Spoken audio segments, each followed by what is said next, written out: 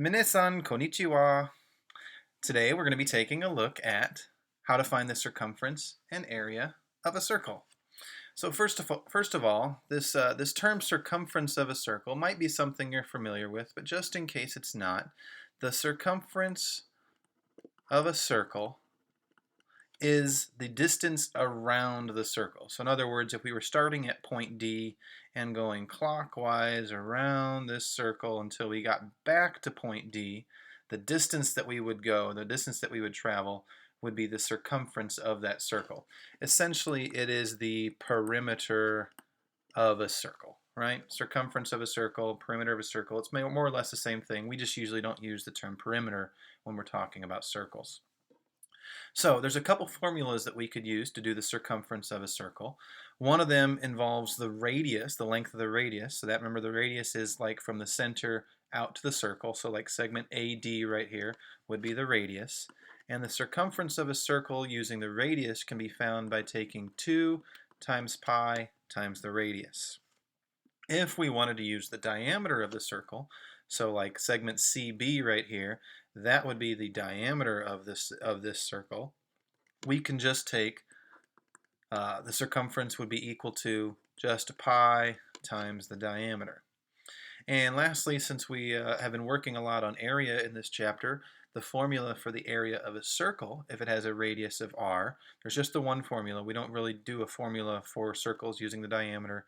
We usually always use the radius of the circle. And the formula is area equals pi times radius squared. And remember, squared means multiplying times itself. So this is different than 2 pi r, where you're multiplying by 2. In this case, you're multiplying pi times the radius times the radius. You're going to square the radius. Now, if you notice, all of these formulas involve the number pi, right? That's that symbol that we see in each of these formulas. You're probably familiar with what pi is. You've probably heard about pi a number of times before. But the technical definition of pi is the ratio between the circumference of a circle and the circle's diameter. In other words, what this means is if you took segment CB right here and you kind of made it so you could bend it and not keep it straight, and you laid it around the circle, you would need a little over 3 of them to make it all the way around the circle. This pi is the number of diameters that it would take to go around a circle. It's an irrational number. That means that the value of pi is a decimal that will never terminate. Oops, let me rewrite that. Will never terminate, nor will it ever repeat. So like, 1 divided by 3, if I take 1 divided by 3, I get 0.3 repeating. That's not irrational because it repeats. If I take 1 divided by 2, I get 0.5. That terminates. Pi is an irrational number. It's a decimal that will just keep on going forever and ever and ever. There's actually competitions that people engage in where they recite as many values and as many places of pi, as many digits of pi as they can. They get into the thousands of digits of pi, and sometimes it takes them hours and hours and hours. And that's because it's irrational. They could theoretically keep going forever, reciting digits of pi. Now, we usually use approximations for pi. Your calculator has a pi button that you can use, and I would recommend that if you are asked a question where you are supposed to give an answer that you're going to round to the nearest whole number or to the nearest tenth or something like that, just go ahead and use the pi button on your calculator. But sometimes you use other approximations for pi. One of the most common ones, of course, is 3.14. That's an approximation of pi. That's a rounded version of pi. Sometimes we'll take that a little bit further and we'll go 3.1416, a little bit more specific value for pi. Sometimes maybe a little bit even more specific, we'll go 3.14159 if you really wanted to be specific. But of course, if you're going to type in that many numbers, you might as well just use the pi button on your calculator. There's one other approximation sometimes that you'll see. It's 22 over 7. This fraction 22 over 7. It actually works out to be pretty close to pi. It's 22 over 7. Oops. 22 over 7 will end up giving you something that's about 3.1429. be about 3.1429. So you can see it's pretty close, right? For all intents and purposes, this is usually close enough. Or of course you have the pi button on your calculator. Now many problems are going to ask you to, just to take out the inaccuracy of using one of these approximations or having to round a number. Sometimes they'll just say, give your answer in terms of pi. We're going to do an example like this right here in a second.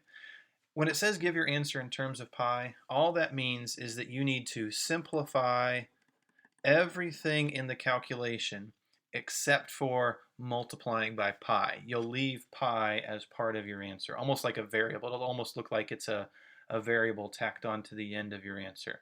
And let's take a look at example 1 so you can get an idea of what this means. You can see in example 1 we have a table where we are, there's 3 spots for each column, a radius, a circumference, and an area. So in the first 2 columns we're given the radius and we're going to find the circumference and area. But then we're going to see if we can find the radius and the area if we're given the circumference. And lastly, we're going to try and find the radius and circumference if we're given the area.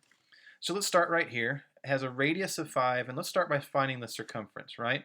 So if the radius is 5, then the circumference will be 2 times pi times r, which will be 2 times pi times 5. Now again, we're leaving our answer in terms of pi here, and what that means is we're going to multiply and simplify anything in this expression that we can do, except for we're not going to multiply by pi. We're just going to tack that on to the end. In other words, we're going to take the 2, since this says 2 times pi times 5, we're just going to multiply the 2 and the 5 together, and that's going to give us 10. And then we're just going to tack that pi right onto the end right there. So our circumference in this first column is going to be 10 pi. Now technically that would mean it's somewhere around 31.4, right? If we multiplied pi times 10, we're going to get about 31.4. But this is maybe considered to be a little bit more exact. Even though it looks different, maybe it looks like something you're not used to, it's technically a more exact answer. It's kind of like leaving things in radical form. Leaving in terms of pi is usually looked at as being more precise. Let's do the area of this one. Of course, if our radius is 5, our area will be pi times 5 squared. So again, we're going to simplify the 5 squared part of that. 5 times 5, or 5 squared, is going to give us 25, and then we're just going to tack on the pi to the end of it. So the area would be 25 pi. If we change the radius into this more complicated number here, 3 root 5, let's see how that works out. So now our radius is 3 root 5. Our circumference will be 2 times pi times 3 square root 5. So now what can we simplify here? Well, again, we can multiply the 2 times the 3 square root 5, and that's going to give us 6 square root 5. So now we have 6 square root 5 times pi. And usually the way you're going to see this written is this pi is going to end up right in here between the 6 and the square root 5. So we'll call it 6 pi square root 5. So 6 pi square root 5 is going to be our circumference. Now what about our area? Again, that's going to be pi times the radius squared, or pi times 3 root 5 squared. When we square 3 root 5, remember we have to square the 3 and we have to square the square root of 5. So what this means is we're going to get pi times 3 squared, which is 9, times square root 5 squared, which is just going to end up being a 5. So now we have pi times 9 times 5. 9 times 5 will give us 45, so our area will be 45 pi. Now let's take a look at the third column. We are given the circumference. Our circumference is 36 pi. So how can we find the radius from that? Well, we take this circumference equals 2 pi r, and we say 36 pi equals 2 pi r. And we're going to solve this for the radius. What does that mean? It means we need to divide both sides by 2 pi. When we divide 36 pi by 2 pi, the pi's cancel out. It's almost like they are, it's almost like those are variables, x's if you will. That'll cancel out. And then 36 divided by 2 will give us 18. So 18 is our radius. Now that we know our radius, we can take area equals pi r squared and say area equals pi times 18 squared. 18 squared is 324, so we have 324 pi as our area. Lastly, we have, let me scoot this over, give myself a little more room. Lastly, we have this column where we have the area as 75 pi. So let's use this area equals pi r squared formula And let's say 75 pi equals pi r squared. Now we're trying to solve this for the radius. So what we're going to do first is divide both sides by pi. That will leave us with just 75 equals r squared. Well, that means the radius is the square root of 75. And the square root of 75, well, that's the square root of 25 times 3. Why 25 times 3? Because 25 is a perfect square. So that means our radius will be 5 times the square root of 3. 5 square root 3. What's our circumference going to be? It's going to be 2 times pi times 5 square root 3. And that means it's going to be 10 pi square root 3, because we can multiply the 2 times the 5 right there. And then stick the pi in and stick the square root 3 onto it. So our circumference is 10 pi square root 3. So that's what it means to leave answers in terms of pi. Now lastly, we have an example where we're going to use that 22 over 7 as our approximation for pi. And we're going to find the circumference and the area of a circle that has a diameter of 14.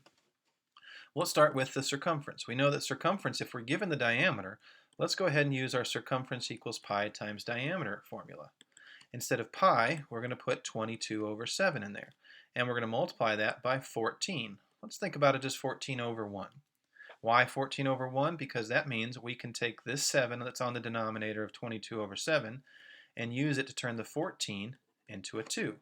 So now we have 22 over 1 times 2 over 1, which is just going to be 22 times 2, which is 44. Now let's do the area. Area equals pi r squared. We're going to use again 22 over 7 for our pi. Now what's the radius going to be? Well, if the diameter is 14, then the radius will be 14 divided by 2, which is 7. So we're going to take 22 over 7 times 7 squared, and we'll put it over 1 again. Now if you notice, I have a 7 on the bottom here, and I have a 7 squared up here in the numerator. This 7 on the denominator will turn the 7 squared into just 7. Because theoretically, why? Well, 7 squared is, we can think of that as 7 times 7, right? So this 7 on the bottom will take one of these 7s away from 7 times 7. So now we have 22 over 1 times 7 over 1. We know that's just going to be whatever 22 times 7 is. 22 times 7 will give us 154. All right, guys, that's it for this video, and good luck with any kind of homework or problems that you have to do on this section. We'll see you next time.